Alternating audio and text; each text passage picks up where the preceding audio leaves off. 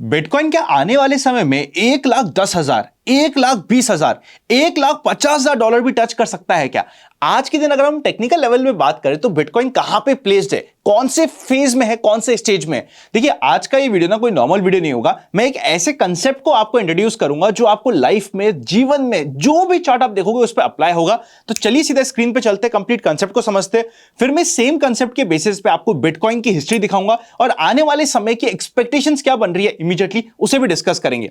इसके अराउंड मैंने एक शॉर्ट वीडियो अपने मेन इन्वेस्ट आज फॉर कल चैनल पर डाला था, पर यह एक डिटेल वीडियो होने वाला है जिसमें मैं अपना टाइम लेके आराम से डिटेल में आपको, जैसे एक क्लास चल रही हो, एक एक पॉइंट को डिटेल में समझाऊंगा। तो समझ लीजिएगा इस चीज को। नए हो इस चैनल पे तो चैनल को सब्सक्राइब कर दीजिए, बेल आइकन क्लिक कर दीजिए। एक नया चैनल है, इस चैनल पे हम जब भी कोई एक बहुत डिटेल एनालिसिस के रिलेटेड वीडियो चाहिएगा, चाहे वो क्रिप्टोस के रिलेटेड हो, चाहे वो इवन किसी और कंसेप्ट के रिलेटेड हो, तो हम काफी कुछ यहां पे शेयर करने वाले हैं। तो आने वाले समय में मजा आएगा। आ जाओ स्क्रीन पे समझते हैं। देखिए, जब भी आप किसी भी स्टॉक का, इंडेक्स का या फिर क्रिप्टो करेंसी में बिटकॉइन का चार्ट देखते हो, वो 4 स्टेजेस में डिवाइड होता है और 4 में से एक स्टेज में हमेशा आपका चार्ट चलेगा।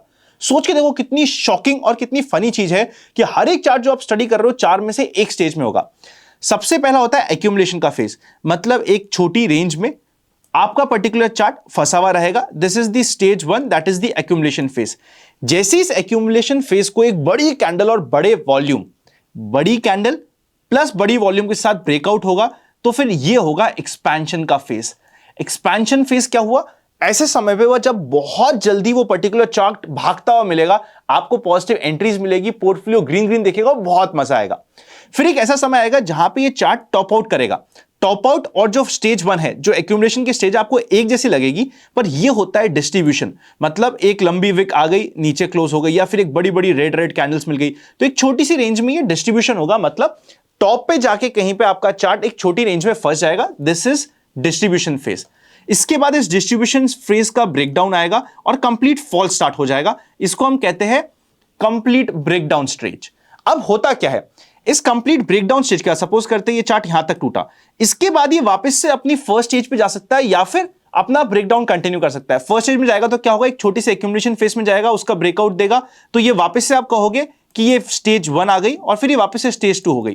पर जैसे ये सेकंड टाइम बनेगा, मतलब जो फर्स्ट टाइम का बेस है उसे तोड़े बिना उसके ऊपर पर बनेगा, तो ये तो होगा फर्स्ट बेस, ये आपका हो जाएगा सेकंड बेस। ऐसे आप बेस ऑन बेस भी काउंट करते जाते हो। यूजुअली पहले 3 बेसेस तो काफी अच्छे से काम करते हैं, पर फोर्थ बार जब बेस बनता है और वहां पे ब्रेकआउट होता है तो वो यूजुअली फेल होने के चांसेस काफी ज्यादा होते हैं। तो ये हो गया एक बेसिक कंसेप्ट जो मैंने आपको, एक्यूमुलेशन, डिस्ट्रीब्यूशन किस तरीके से काम करता है, किस तरीके से फेजेस होते हैं।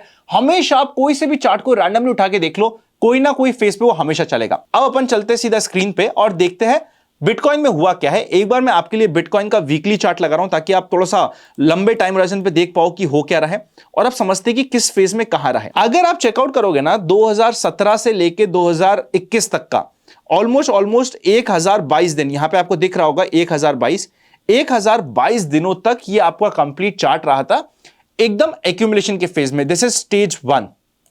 फिर यहां पे एक बड़ी कैंडल के साथ बढ़िया ब्रेकआउट हुआ, मूव आया, और जब ये मूव आ रहा था यहां पे ये स्टार्ट हुआ एक्सपेंशन, मतलब ब्रेकआउट हुआ, और ये स्टेज 2 में एकदम बढ़ता बढ़ता 300% बढ़ गया, 350% बढ़ गया आने वाले कुछ ही हफ्तों में, सिर्फ 112 दिनों में। स्टार्टिंग वाला एक्यूमुलेशन कितने दिनों का था? 1000 दिनों का। अब ब्रेकआउट कितने दिन में हो गया? 1/10, 100 दिन में आपको सीधा बड़ा मूव दे दिया, 3.5 गुना हो चुका था एसेट। फिर ऊपर के लेवल पे जाके ये स्टेज 3 स्टार्ट होती है। स्टेज 3 में होता है डिस्ट्रीब्यूशन, मतलब यहां पे एक एक्यूमुलेट होता है, ऐसा लगता है कि यार ये वापस से एक नया बेस ऑन बेस बना के ऊपर निकलेगा, नीचे निकलेगा, पर इसका ब्रेकडाउन हो जाता है। ब्रेकडाउन होने के बाद इवेंचुअली ये 70% टूटता है, पर एक बार ये ब्रेकडाउन करता है, ब्रेकडाउन करने के बाद वापस से बेस बनाता है, ये वापस से स्टेज 1 बताता है। मतलब देखो यहां पे चल रही थी स्टेज 4, फिर ये वापस से स्टेज 1 बनाता है।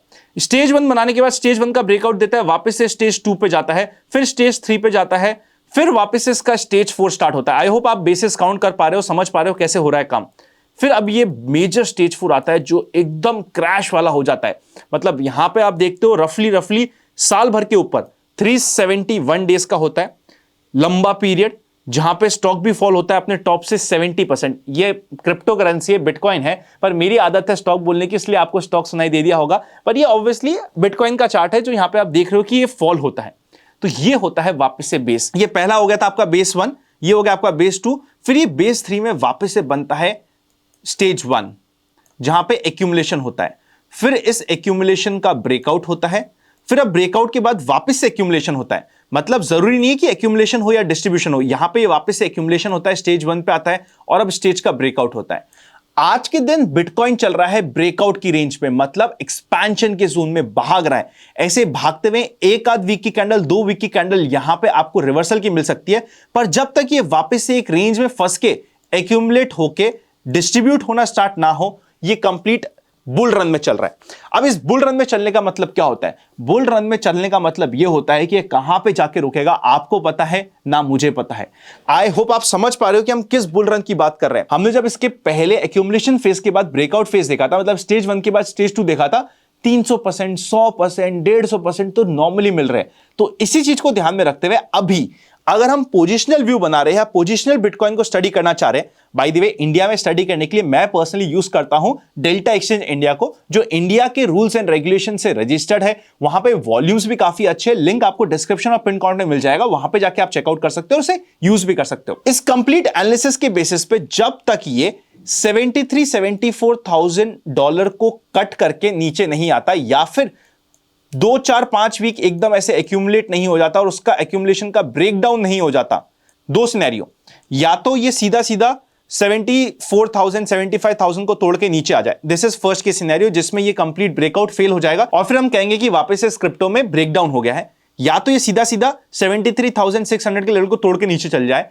या फिर यहां पे 4-5 वीक का कंसोलिडेशन हो और एक बड़े ब्रेकडाउन से स्टार्ट हो, तब तक ये कंप्लीट एक्सपेंशन के फेस में, और एक्सपेंशन के फेस में आपको टॉप कभी भी प्रेडिक्ट नहीं करना चाहिए। एक बार मैं आपको वापस से शॉर्ट में समझाने की कोशिश करता हूं और रिवाइज करा देता हूं आज का कंप्लीट वीडियो, जिसमें आपने एक नया कंसेप्ट सीखा है। इस नए कंसेप्ट को आप देख लेंगे। पहले ये एक्यूमुलेशन हो रहा है, फिर एक्सपेंशन हो रहा है, फिर जाके यहां पे डिस्ट्रीब्यूशन हुआ, डिस्ट्रीब्यूशन से नीचे आया, वापस एक्यूमुलेशन हुआ, फिर एक्सपेंशन हुआ, फिर यहां पे डिस्ट्रीब्यूशन हुआ, फिर मेजर ब्रेकडाउन हुआ। ये स्टेज 4 था, बट स्टेज 4 के बाद वापस से स्टेज 1 में गया और स्टेज 1 में जाके वापस से इसने एक्सपेंशन किया, फिर वापस से स्टेज 1 बना, फिर वापस एक्सपैंड हुआ। तो अभी हम बेसिस को काउंट करोगे तो ये थर्ड बेस है। थर्ड बेस के बाद आप कभी भी बेस ऑन बेस बना के वापस से बड़े बुल रन के लिए ट्राई नहीं करोगे, पर अभी वाला बुल रन तो आपके लिए इंपॉर्टेंट होता है। ये आपके लिए एक इंपॉर्टेंट लेवल है, इंपॉर्टेंट स्टडी है। और बिटकॉइन जिस तरीके से मूव कर रहा है, 2 ही सिनेरियो होते हैं जो हम ऑलरेडी इस वीडियो में डिस्कस कर चुके हैं, जो रिवर्सल के होते हैं।